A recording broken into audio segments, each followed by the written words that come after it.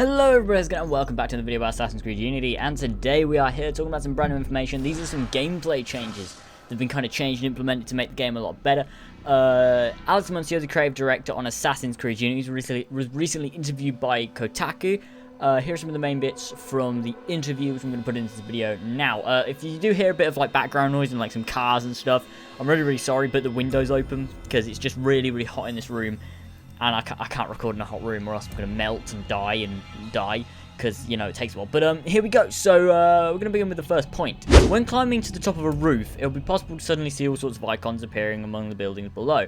These won't be about the missions or side stories, but instead will reveal opportunities such as hide spots, alarm bells, etc. that the player will need to create strategy. The idea is to emphasize that the assassin is strongest when he's on the roof, like an eagle circling its prey, which is kind of cool. So that means when he gets off the building, you'll see all these icons, which will be like strategy things, like strategic things for you to sort of look at and be like, oh, I can use those thieves to get past these guards, or I can, there's a hide spot in case I get noticed when I'm taking out my target. So you know, like, what you're doing.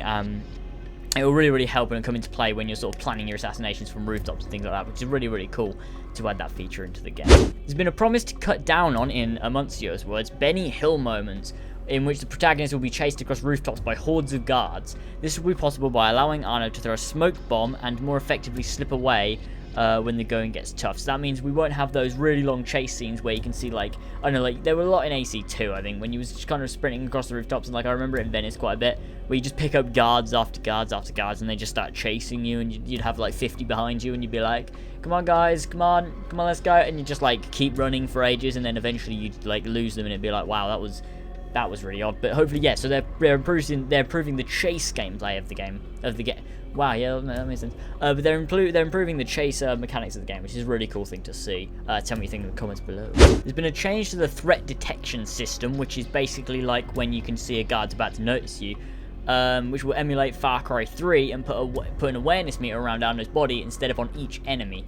The players should have an improved understanding of who's spotting them from which side, so that's kind of cool. So it means you have like one of those awareness meters around Arno's body. So it's like if you have played Far Cry 3, or if you haven't, it's basically you'll see like an arrow. Say if it's pointing towards like you, like down, that means there's someone behind you. So whereas in Assassin's Creed previously you'd see like just an arrow just somewhere on your screen, you'd be like, I don't know where he is.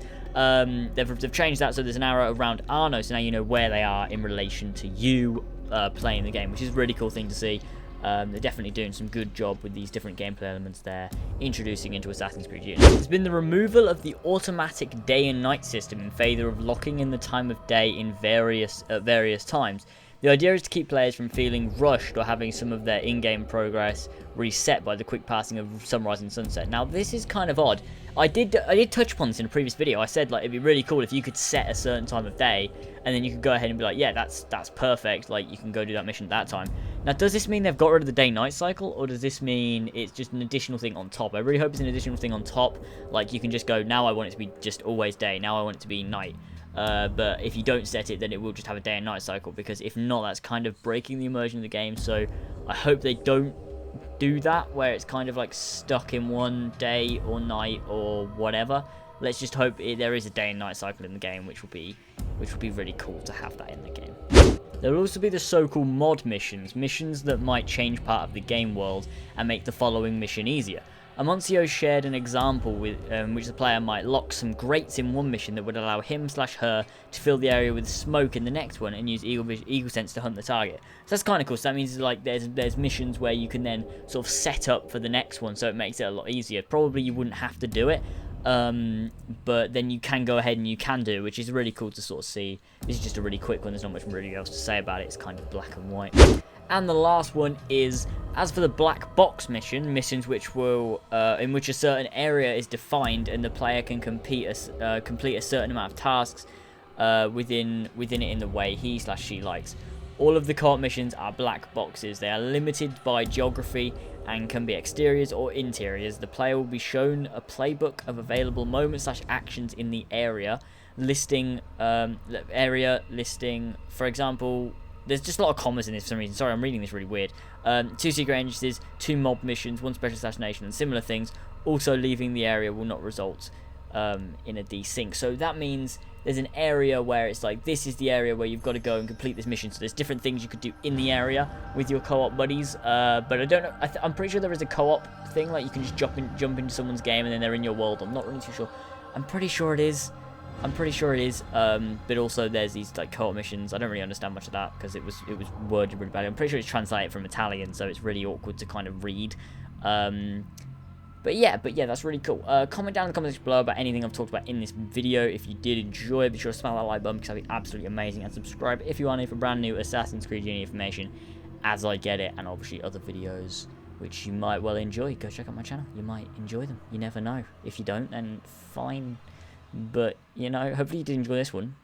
Because thanks for watching, guys, and I'll see you next time. Bye! The wolves kept tumbling down, raining fire from above. Great crowds charge over the hills, but the city's had enough. But if we turn and fight, does it almost feel like we will never fall? And if we